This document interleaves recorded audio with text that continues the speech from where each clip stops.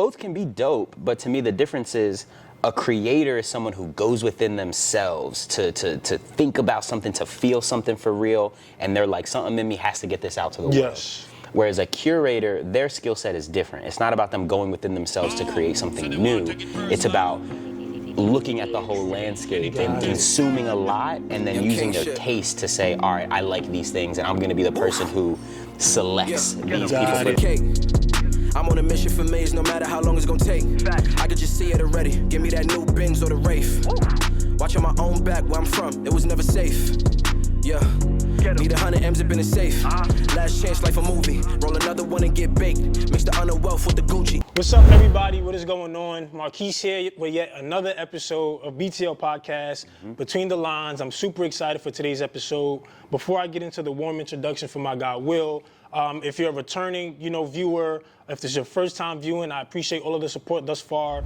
Be sure to go back and watch all of the previous episodes. Go like, comment, subscribe. I'm gonna leave some feedback, right? I definitely want to be able to kind of get in tune with you all. But without further ado, we have an amazing guest, Will. Let's go. My guy, I appreciate you so much for taking time out of your busy schedule. You already know. And, allowing me to the opportunity to interview you.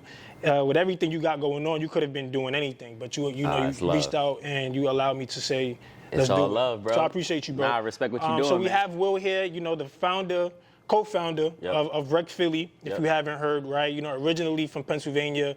Forbes 30 under 30, right? TEDx speaker. He's been featured in, many different news, platforms, ABC, NBC.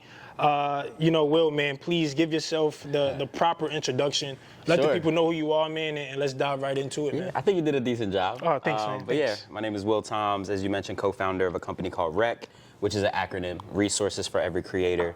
And essentially what Rec is all about is, we're an agency, but what makes us unique is one of the core pillars of what we do is we have creative spaces. Love it. So we build creative spaces in different cities.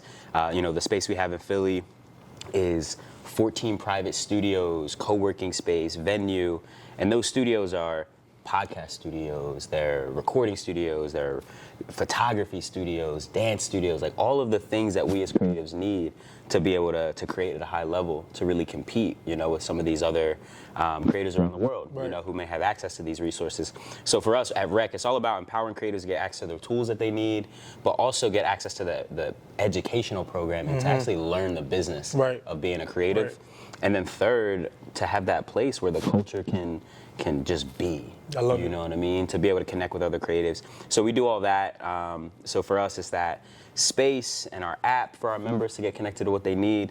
And then that enables us to go and work with brands of all sizes. And, we're working with clients like Red Bull or Comcast or Lyft or Cash App. They're paying us to do marketing campaigns. And when we get those contracts, we go right back into our community of members and pay those creatives to help us do that work. I love it. So, we built something really beautiful here. So there's that side of things, but also a new author. I love it. You know what I'm saying? I wrote my first book, published that back in June. Thank you. Which is also in the same vein of what we're talking about now, which is all about empowering creatives. Love it. So my book is essentially for anyone who has a passion that they're looking to be able to monetize and build a business around. Essentially, we put together a blueprint, and a curriculum for folks to do that in the simplest manner. But underneath all that, man, I'm a 31-year-old entrepreneur, man, from Philly who just cares about his people and also, has been blessed to build impactful things that help people win. Amazing. I love that because, you mentioned just being able to give people like myself, people who are in the creative space, and this is still pretty new to me myself, right? I just started tapping into the media and, podcasting.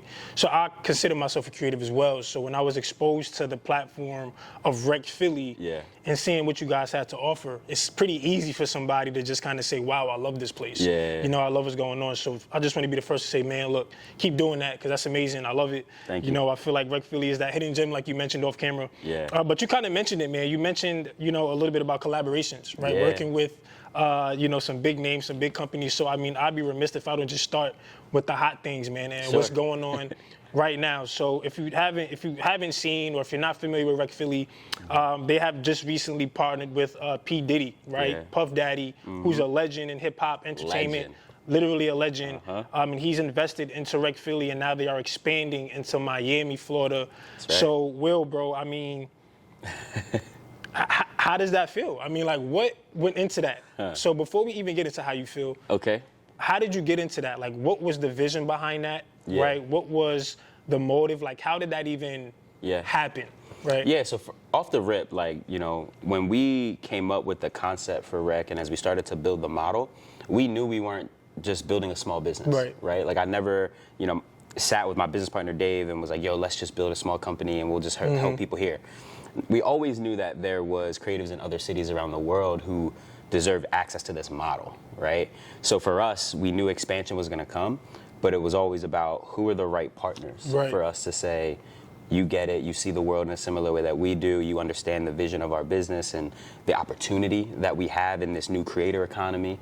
And you know, it's literally a blessing, man, to be in business with someone that, in my opinion, is really one of the first creative entrepreneurs to do it at the highest level. Absolutely. You know, and one of the alignment points that we have with Puff is, you know, Puff really understands his positioning in the industry right now. You know, as someone who is arguably in legacy mode, you know what I mean, and has this real understanding that, like, Puff ran through walls to do what he did, you know, and sometimes people even forget some of the accomplishments, like even outside of music, like what Sean John, you know, meant to fashion and being the first black man to ever have a store, you know, in Times Square. Absolutely. Right? Like, those are things that are like trailblazing, you know, but he also understood what it took for him to do things like that and to do what he did in music.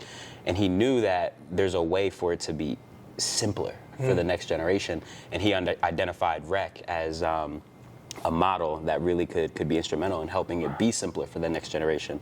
And I think there's just something so powerful about us being in different generations and having that connectivity. You know, because I don't think enough of us as creatives or as people of color have those generational gaps filled where, like, we can bring the best of both ideas of both worlds to create something new, right? So anyway, you know, expansion was always a part of the vision, specifically for the relationship to Puff and Combs Enterprise and his team. You know, that just came from relationship building. That's amazing. You know what I'm saying? That's amazing. Real quick, did you get to have a personal conversation with Puff? Or was it kind of just, how was that? Were you like, I don't want to say starstruck, but I won't say too much about it. But what I will say is, you know, I did have the opportunity. His team invited me out last summer. I spent a week at Puff's Crib working on a bunch of creative projects. To him and some other really talented creatives. Amazing. And like, one of the best parts of it was getting to see Puff as a creative. I love it. You know, like, underneath all of the layers, like, we cannot forget that Puff is a creative.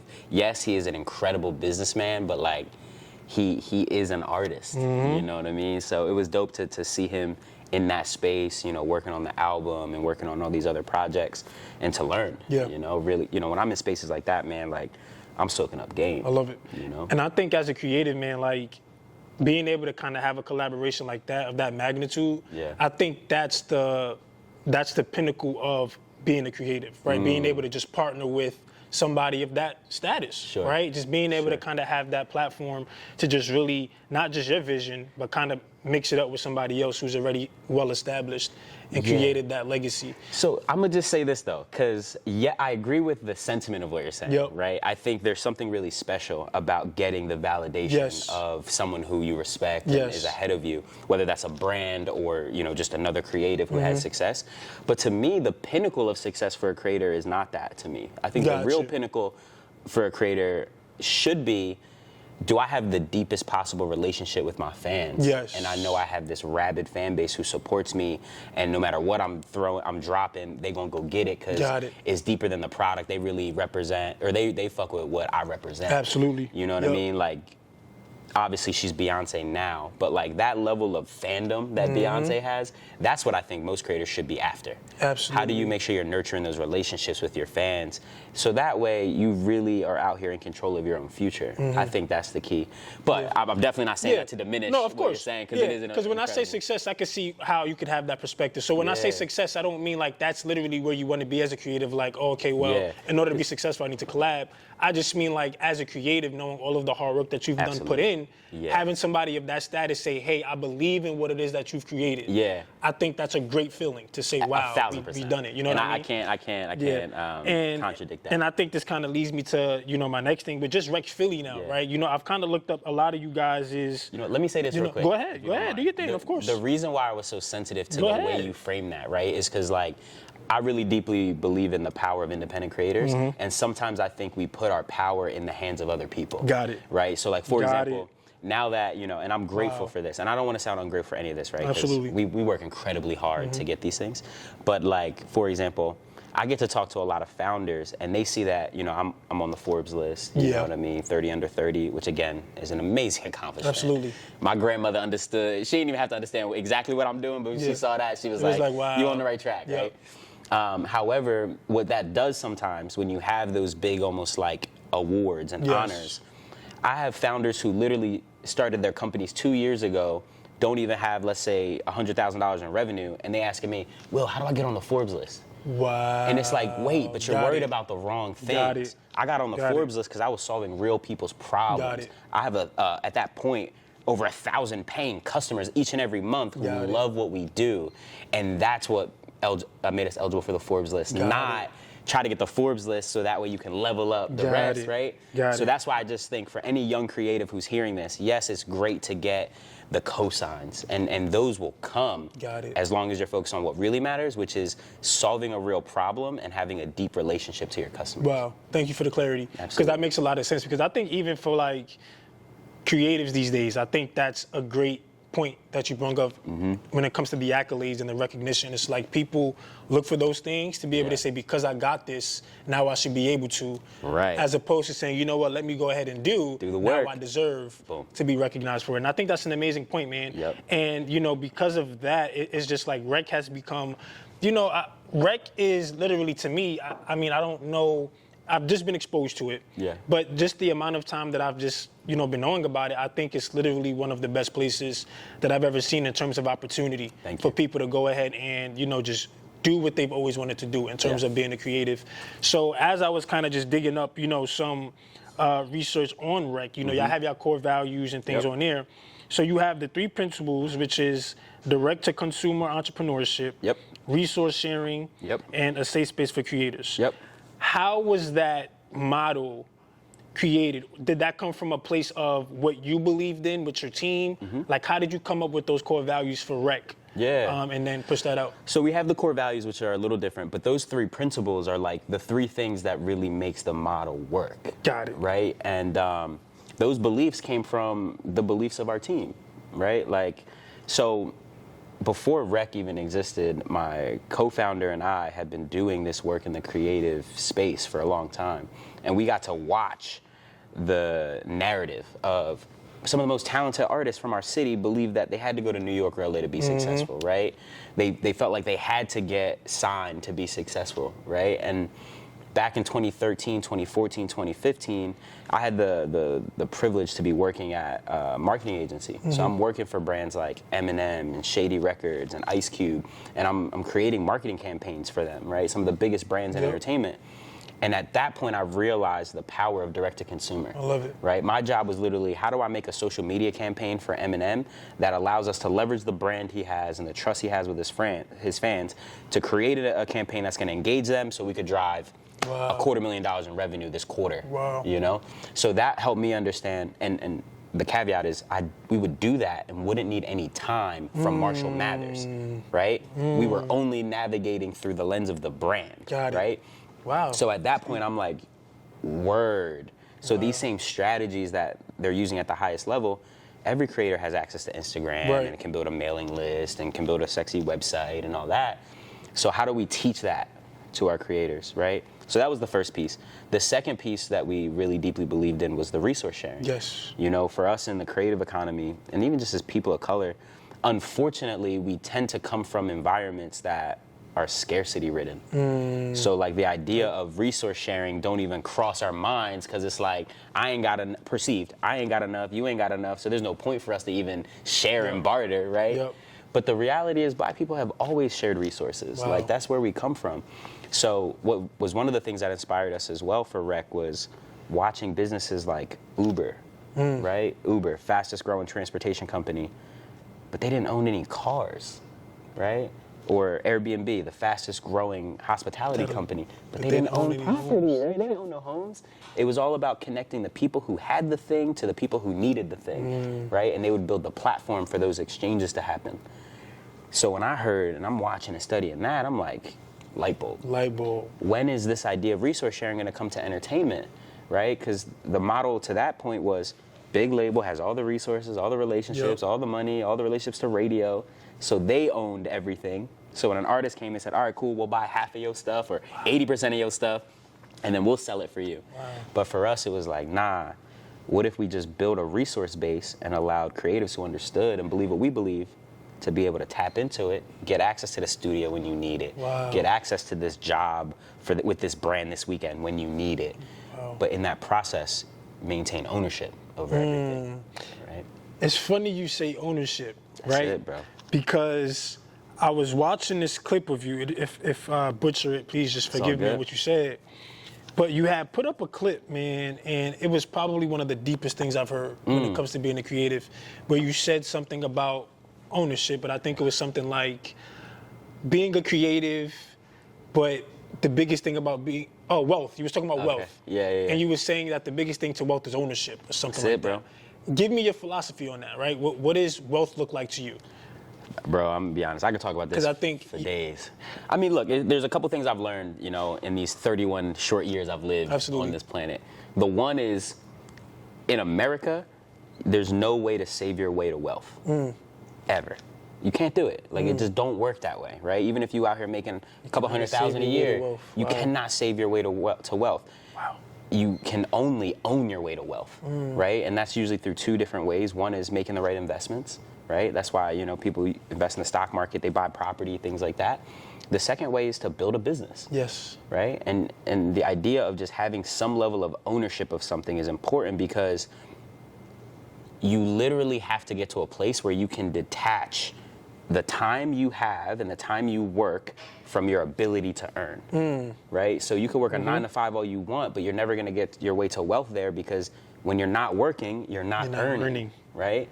So when you own something like, let's say you're a landlord, you own 4 properties now, you could go to sleep, wake up, those tenants pay their rent, right? So for creatives, we need to understand that because we're not in the position, many of us, to be buying property all crazy, but what we can do is we can create those songs that are intellectual property, we can create those books that now when I go to sleep, somebody could stream my song, they could buy my book, and I can build wealth that way, right? So I think it's just important for people to understand how wealth building is done and understand our power as creatives who have these things. Yes. There's no one better than us at literally creating value out of our mind. Absolutely. Right? Whether it's through entertainment or education or whatever. So there's that. I agree. And then the second piece, which just gets a little bit deeper in the way I personally think about this, is as black people, right? And I'm not even going to say people of color for this one, but for black people, I had an experience. There's a woman named Pamela Jolly who said something to me that changed my life. She was giving a talk, and she said, the thing about black people is we're the only people in America who were wealth before there was wealth. Damn. Because we came over to America on a balance sheet. Damn. Meaning, somebody else said, oh, okay, so there's a bunch of people in this country, we're gonna grab them up because we know that they're valuable and they can help us build our wealth in this new country, right? So it's like if we believe that is a part of our history, not all black people came here over on those boats, right? But if that's a part of our history and someone else thought we were valuable enough to build the empire that is America, it's almost now our responsibility to now say, well, if we're in America, we have the same capability to build wealth and empires for ourselves. Wow. So it's like, to be a black person in America today and not be in search of building at least some level of wealth for your family is disrespectful to all of our ancestors who worked as hard as they did to even just survive. Because it's like, literally there's people that are pulling out their iPhones and making $100K a year doing exactly what they love. Wow. So it's like, if we know that opportunity is here, then what are we doing if we're sitting at home just playing 2K all day? Yeah, facts. Right? Because there's people even making $100 grand playing 2K. That's facts. Doing what they love.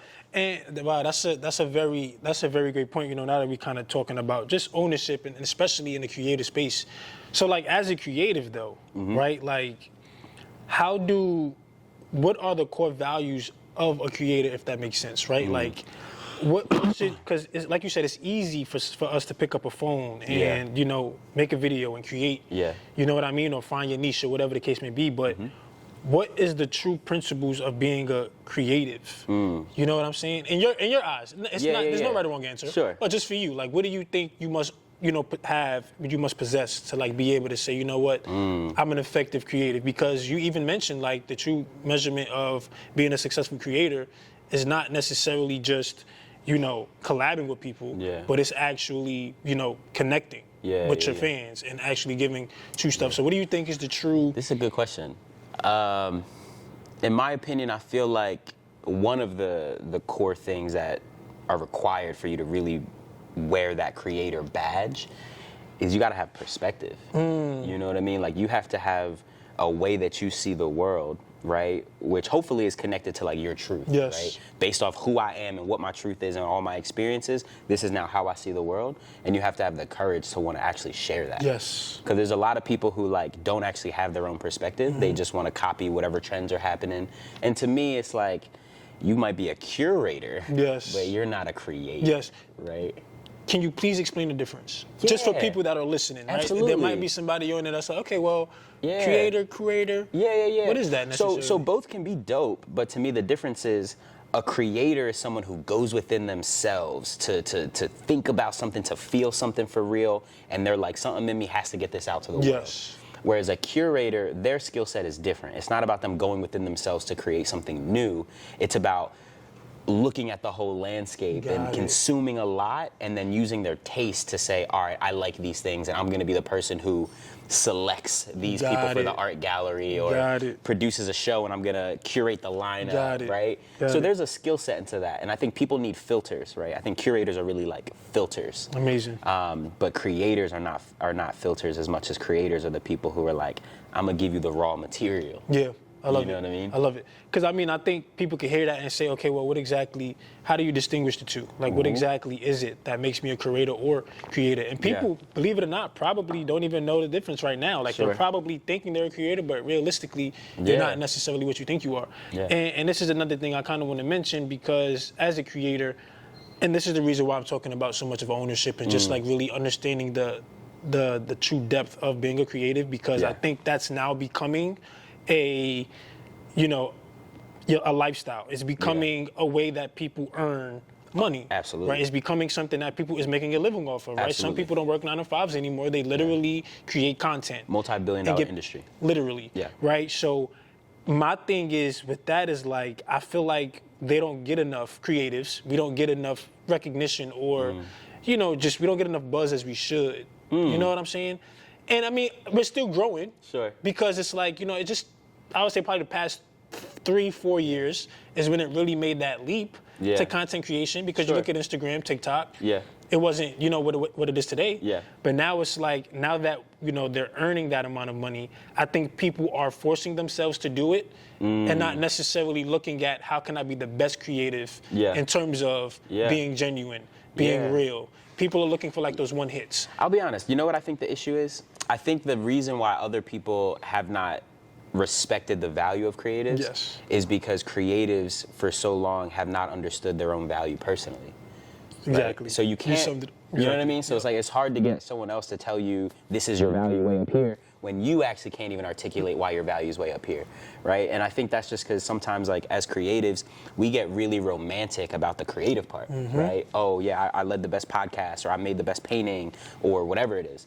But until you understand how the marketplace actually values that skill set or that gift or that talent, you can't really know the value, right? Agreed. Like, and I think the best example is musicians, right? I think artists, rappers, singers who make music, some of them are still wrestling with the fact that, like, most of y'all are not gonna make your actual money off the music. Exactly. For most of y'all, the music is actually just gonna be the marketing that allows you to promote a lifestyle that then you can sell merchandise through, sell tickets to shows that bring all those people who believe in that together, right? And then you might get your song placed in a TV show that messes with that vibe or needed that vibe. So it's like all these things are gonna be lucrative revenue streams, but what's not might not be that streaming check. Wow. So a lot of artists get online and they upset. They're like, dang, it took 1 million streams for me to make $2,000, this and that. And it's like,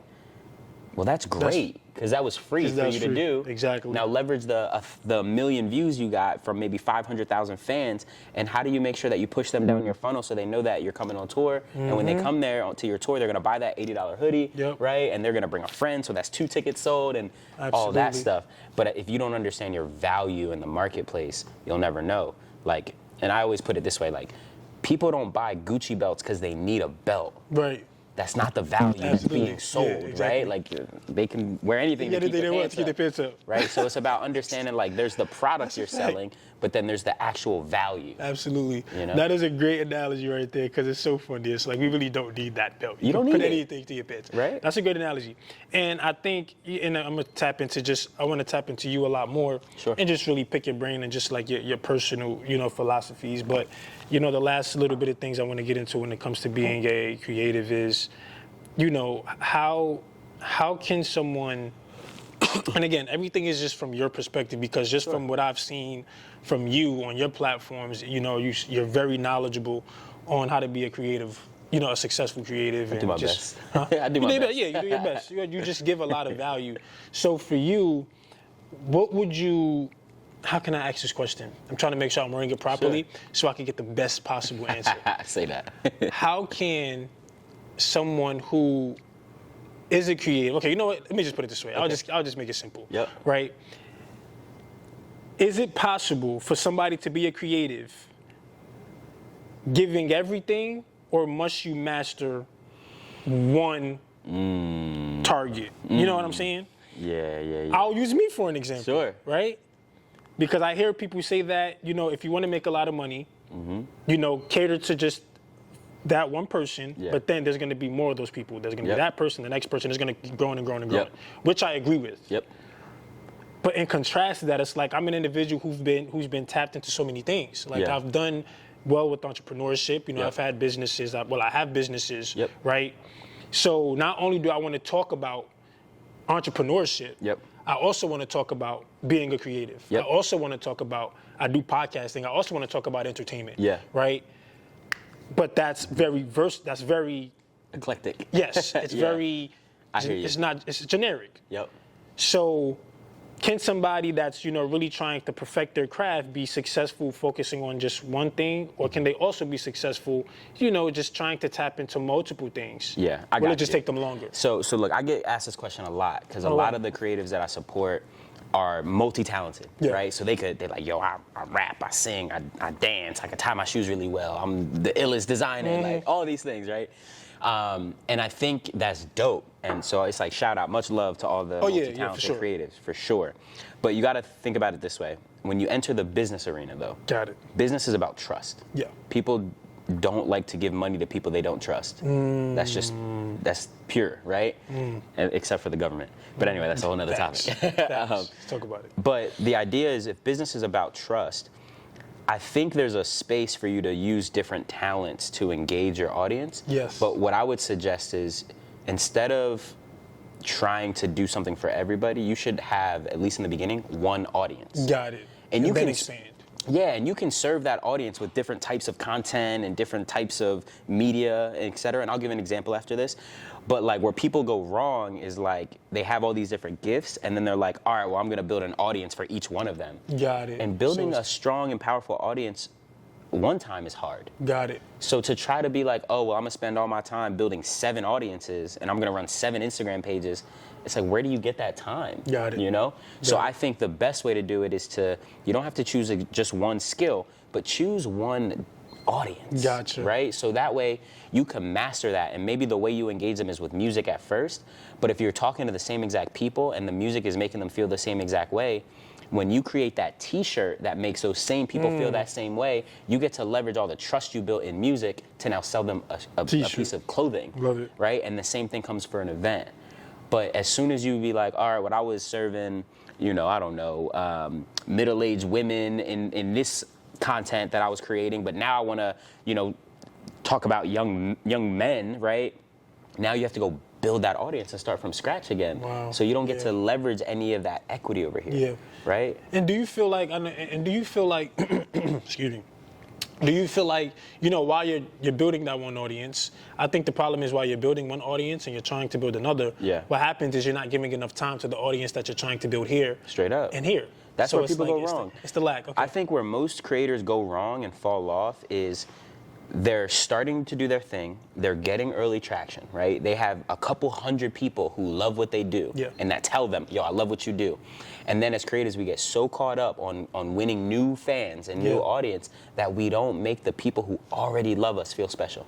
Because the reality is, yes, you want to get to the masses and you want to get to as many people as possible, but the way to get there is not to focus on the masses. Yes. The way to get there is to focus on your early adopters, the people who already buy your merch, they already talk about you, and your job is to love on them enough that they have to go run to the public and tell them what they're missing out on, right? Like, I'm not the biggest Beyonce fan.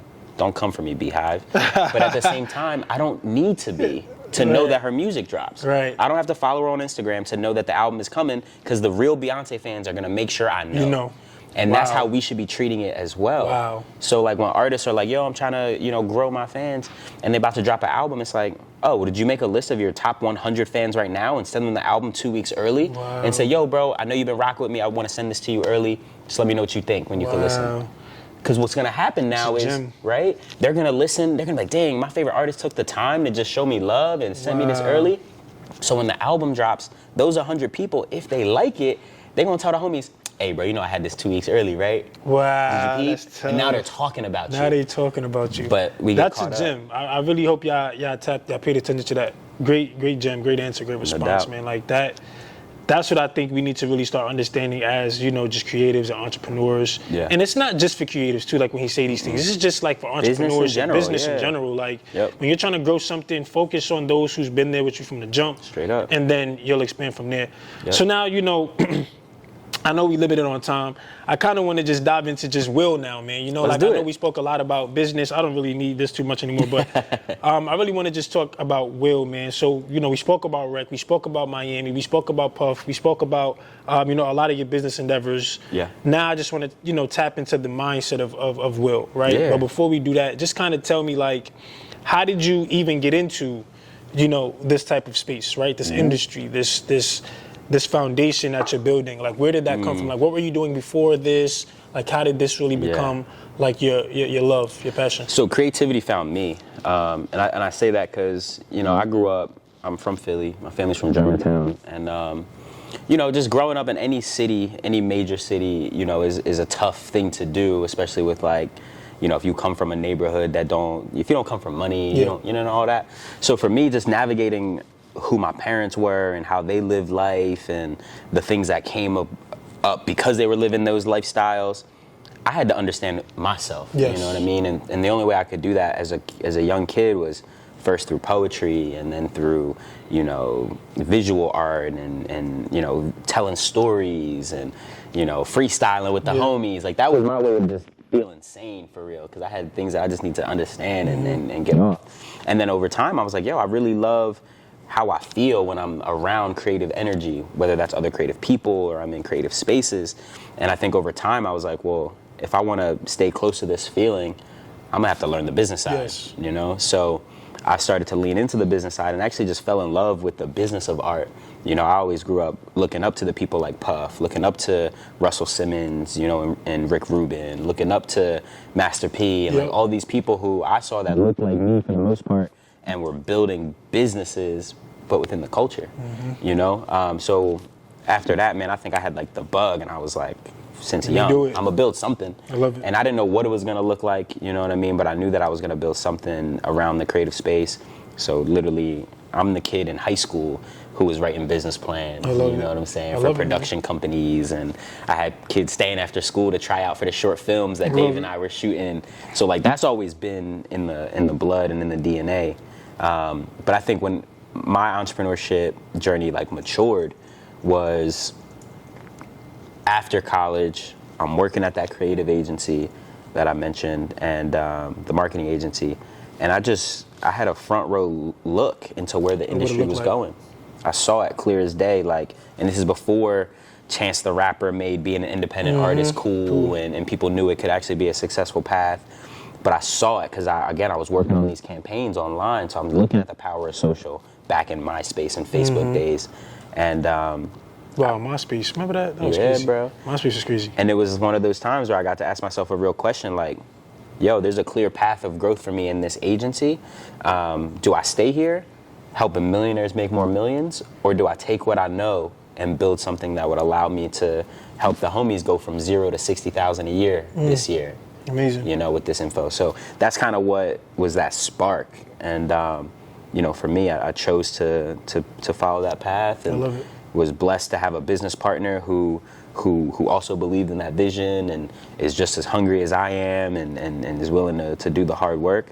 So it all just kind of rolled up to this. Amazing. You know, but I think the one thing that separates me from a lot of other people is I deeply believe that I would be here from the jump. From the jump, bro. Shout out to you, bro. That's dope. You know? That's dope. And, you know, being from this area, man, like, the culture in Philly, right? Talk about how has that been an influence for you? Like, I know when I come to Philly, you know, the culture, the environment is so intimate, right? When it comes to, you can even think about the sports teams, right? It's literally just a city where you feel it. You feel the love. You do. How has that played an influence on you, if it has? I'm sure it has. And in addition to that, actually, I'll ask the next question after you answer this. Yeah, man, I love Philly. I love almost everything about Philly, bro. Yeah. Like, I love our seasons. I love that our people love hard. I love that when you're not doing what you're supposed to do, they're going to let you know as well. Absolutely. Sometimes even louder than the love. But on the real side, man, like, Philly's a tough city. Yeah. You know, like, there's a lot of violence here, unfortunately, most of which right now is happening by the young generation, bro. There's little kids 12 to 16 behind a lot of these murders, which is crazy. Tragic, man. Yeah. Crazy. So I think that informed me in a couple of ways, you know, growing up in that. Like, I come from that environment, bro. Like, I have many of family members who are doing long bids, you know what I'm saying? Like, I know what all that looks like. So I think Philly helped me in the sense that being from here, I knew what the alternative was if I didn't turn up and do what I was supposed to do. You know what I'm saying? I didn't have to watch a movie to see the reality of the prison system. You feel me? Like, I know what that looks like up close. So I think Philly inspired me in that way. And then the other part of that is, like, going outside of the city now to build a business in other places. It's like, I really believe if you could make it in Philly, you could make it anywhere, just because of that deepness and that tough love that's here. But man, Philly's just an inspiring place to be, bro. Like, the talent is literally in the water. It is. You know? It's crazy because when I come, like, just being here, like, it's just like, wow, this is really dope. And you mentioned, you know, just the violence. I don't want to talk too much about it, but I have to ask about this. Like, I saw that you wasn't close, but you met P.B., right? Oh yeah, we've worked with P.B. multiple times. P.B. being a Philly, he's from Philly, right? He's from Philly. How big of an impact do you think that had on the city, man? Like, what did you see, or like, what did you witness? The loss of P.B.? It was heavy, man. Like, a lot of, especially in the creative community, man, a lot of us knew Rock, and everyone respects Rock. Rock is a good dude, you know? Like, even one of his breakout singles early on was a single called My City Needs Something. I love that song, man. You know, and it was literally him, you know, talking about the fact that our city needs something because the violence is getting crazy. We need these outlets, right? So it hurts even more when you have folks like him, right? Who genuinely just care about our city, care about the people. So when your life is taken, you know, almost like senselessly, it hits harder. So, man, P.B. Rock, when people like Nip go, it's Dolph even, it's a different thing. But all in all, man, it's tough. But I do believe that there's things happening and a lot of amazing people in Philly working to change that paradigm right now. Right. I love that, man. Because I just had to, I had the opportunity to meet PNB as well. Just one time, he had came to my college actually to perform, and I got to have a very good conversation with him backstage. Because when he came that year, I was a part of the board and things like that, and he said something to me. And it just stuck out to me, man. It was just like, wow. He was just so humble, but he was just like, what's your name? Yeah. I'm like, my name is Keese. You know what I mean? You can just call me Keese. He like, yo, Keese, I'm not gonna lie, man. Just keep going. That's simple. That simple comment meant a lot to me, though. Yeah. Because it's like somebody of your magnitude. I mean, you're not, somebody of that status. Yeah. It's like to take time to really recognize and try to get to know my name and not just kind of be too, nonchalant. It was really dope. So I can only imagine what the city went through experiencing that. Yeah. And moving forward, man, like I know Philly's known for like you guys have a lot of successful stories, including yourself, coming out of the city. It's facts. Right? Who do you, in your opinion? It's a renaissance, baby. Yeah, it is. It really is. Shout out Renaissance to in Philly, man. Who in your eyes is like who is like your favorite, I don't want to say your favorite, who's your favorite celebrity to come out of Philly? Like, who do you truly idolize? Like, who do you think is like on that Mount Rushmore? Oh, that's tough. Who's on your Mount Rushmore of Philly greats, right? Give me your top that's three. That's crazy. Now you got to give me four. Okay, give me your top four. Give me your top four. That's a crazy question. Wow. Because I have a lot of people to come out of Philly, man. I mean, look, I got to start off with Will Smith. Okay. I mean, Will is a GOAT, man. Like, shout out to Will. Just what he's done in entertainment is crazy. And it's wild because, yes, he's an amazing movie star. Yeah. And TV star. But a lot of people forget he was literally the first hip-hop artist to win a Grammy. It's crazy. You know what I mean? Wow, he really was. You gotta remember, literally triple threat, film, TV, and music, bodied. So Will Smith is definitely on the Mount Rushmore. You know what? I'm gonna throw a curveball in there, and I'm gonna say number 2. I gotta give it to Gamble and Huff together, because they created what I believe was like the whole Philly sound, right? Wow. When Motown was doing their thing in Detroit, Gamble and Huff, man, we talking 70 plus platinum and gold records, right? Like pen game crazy. And they really, I think, created the blueprint for that, what I think is the Philly collaborative process, like in creativity. So I stand on the shoulders of giants like theirs, So I'm gonna put Gamble and Huff in there. 2, okay. Next, I'm gonna throw Troy Carter in there. Troy Carter, I think is just slept on. He's a Philly great and really just crushed it in the music management space. And now as an entrepreneur doing a lot of amazing things. He's a guy who took Lady Gaga from a nothing name to who Lady Gaga was, right? Did that with Eve as well. And Eve, honestly, her business model is one that a lot of the female artists use today. You know what I'm saying? As far as how she did music and then went to TV and film. So shout out Troy Carter. Wow. Troy Carter. And then let me see, who the fourth? All right, so who I got so far? I said you got Will Smith, Gamble and Huff together, and then Troy Carter. And then I'm going to go ahead and just throw this wild card. I'm going to say Tierra Whack. Oh, my goodness. Because sometimes when we say the GOATs, we always go to like the older generation. That's crazy. But I'm going to put somebody who's right now tearing it up. Wow. So I'm going to give it to my dog, Tierra Whack. And she deserves it, bro, just because like, when we talk about this Philly Renaissance, she's just taking it to a different place as far as like what's possible for hip hop artists and how we think about them, and really just like being unapologetically her and really letting other people see her and then also be unapologetically them. And I think that's the power that every artist should aspire to have. Wow.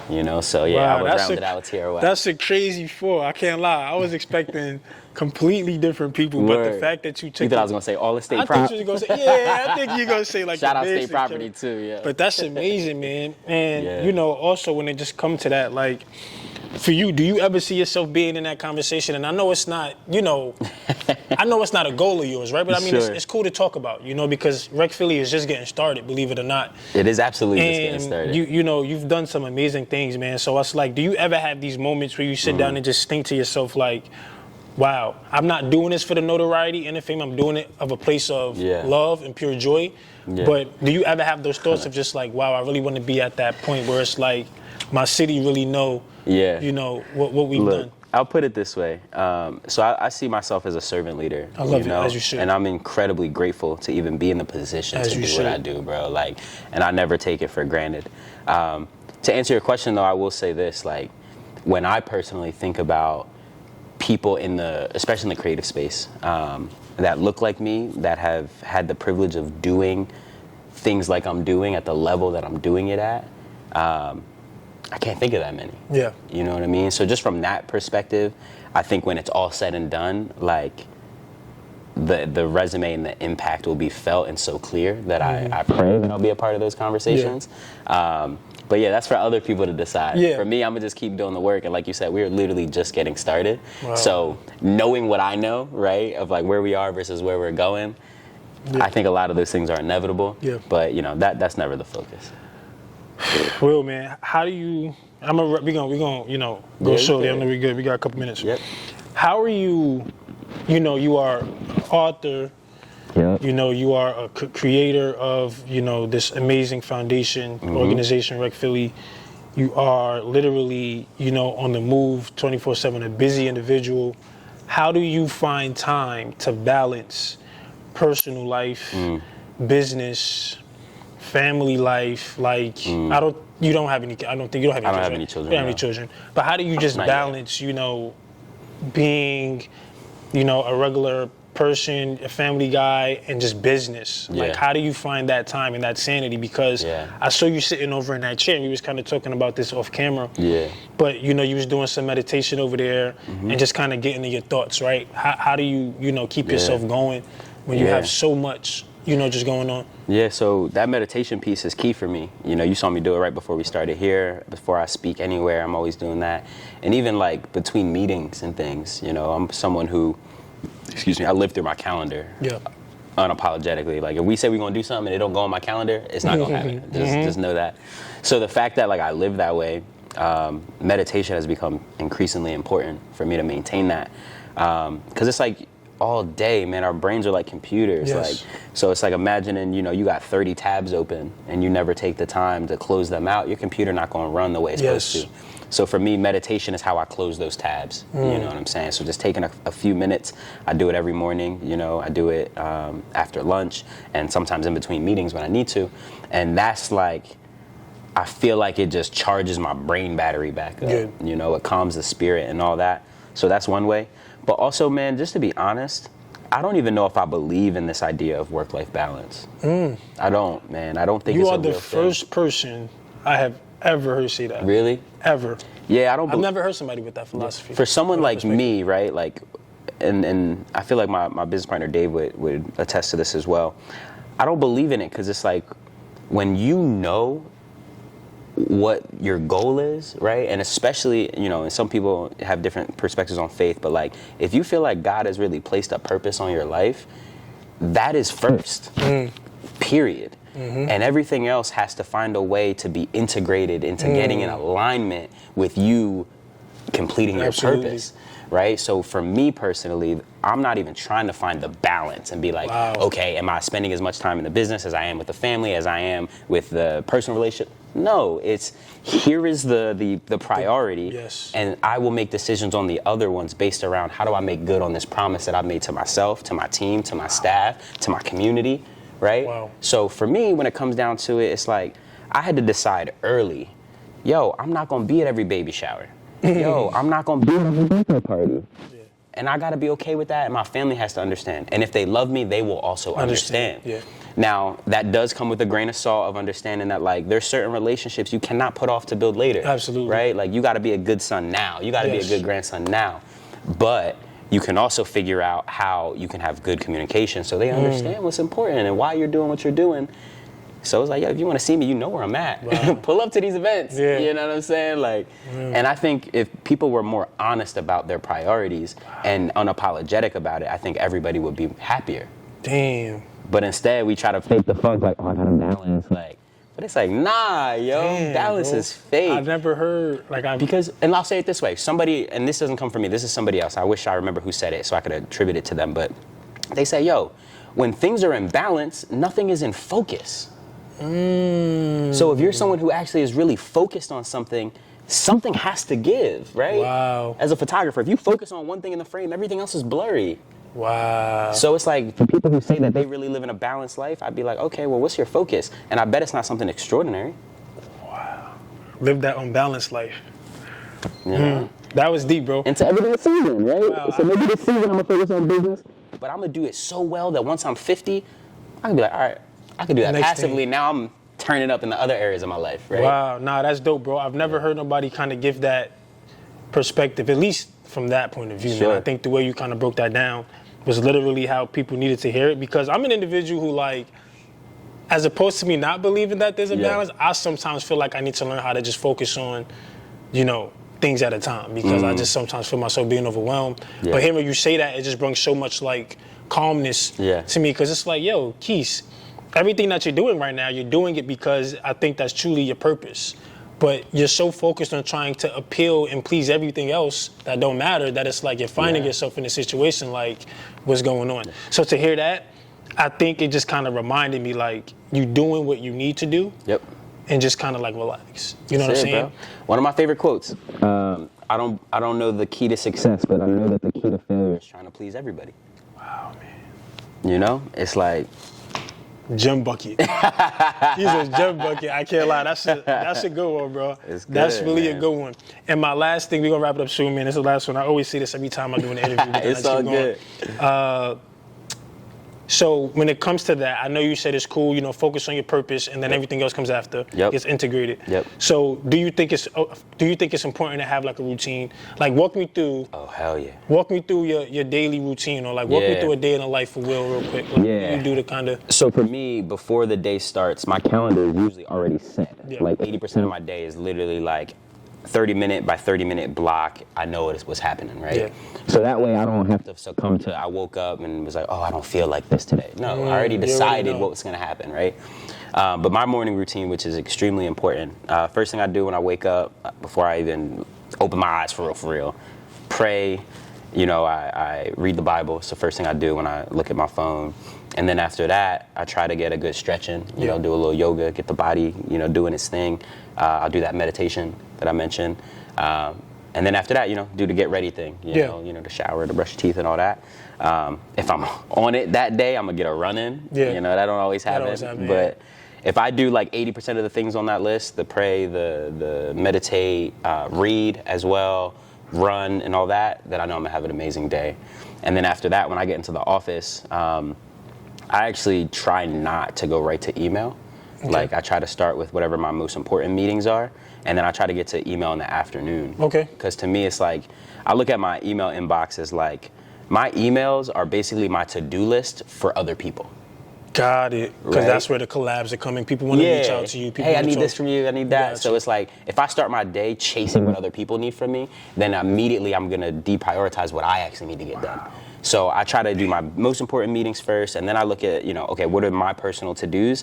And then usually after lunch, it's like, all right, cool. Now what does everyone else need from me? Wow. You know, and that works for me. It works for you. You know, and I've built a system around that. So that's kind of like how I think about it. But that morning routine, I think, is that's important. Crucial. Will, what's next, bro? I know we gotta wrap it up, man. Just really quickly, lastly, what's next, man? Is there anything that you would like the people to know? Any new projects? You know, anything that you could give us? Anything that you could give us that you probably didn't talk too much about, but could be like a little, okay, just stay tuned for this. Well, the first thing, go get that book, Uncommon Sense: Your Strategy Guide to Creative Freedom. If you're a creative and you want to figure out how to make more money doing what you love to do, that is the blueprint for you. So go cop that up. Shop.recphilly.com. And then outside of that, man, you know, we talked a lot about Rec Philly. You know, I'm really grateful for what we've been able to build here, for the impact that we've been able to drive. But it doesn't stop in Philly. Absolutely. So Rec Miami is coming next year, so we're really proud of that. But then if you're a creative in any other city and you're like, yo, we need a Rec type John, that would be amazing for us. We need the resources, we need that kind of organization. Let us know. You know, we're trying to figure out where those next cities are, because we do believe that, you know, we're going to put rec spaces in cities around the world. Amazing, bro. So right now we're actively looking for the right partnerships to help us build it out. Well, look, man, I think you've given myself and the people, the audience, everything they needed, man. Again, it's a pleasure having you on. Brother. So look, man, if y'all enjoyed this episode, please follow Will on all platforms. By the way, what's that? Your Instagram. How do they stay in contact with you? Say that. If you want to follow my journey, you could do that on Instagram and Twitter Twitter at the Will Toms. It'll be on the screen. THE Will Toms. Go do that, and then of course also follow Rec Philly. Yeah, I mean, you gotta know what we're doing. If you enjoyed the episode, man, you know, Keith here. I love y'all. You know, please like, comment, subscribe, follow Will's journey. Amazing things with Rec Philly, Rec Miami on the way. Look, man, we'll see you soon. Young King love shit. y'all. Peace, man. Let's do it. Bang, bang, bang, bang, bang. Cool. Oh my God. Get to the cake. I'm on a mission for maze, no matter how long it's gonna take. I could just see it already. Give me that new Benz or the Wraith. Watching my own back where I'm from, it was never safe. Yeah. Need 100 M's up in the safe. Last chance, like a movie. Roll another one and get baked. Mix the honor wealth with the Gucci. Yeah, you know when I get up in it. I promise you gon' catch feelings. All you gotta do is hold it down. I told you I'm a killer.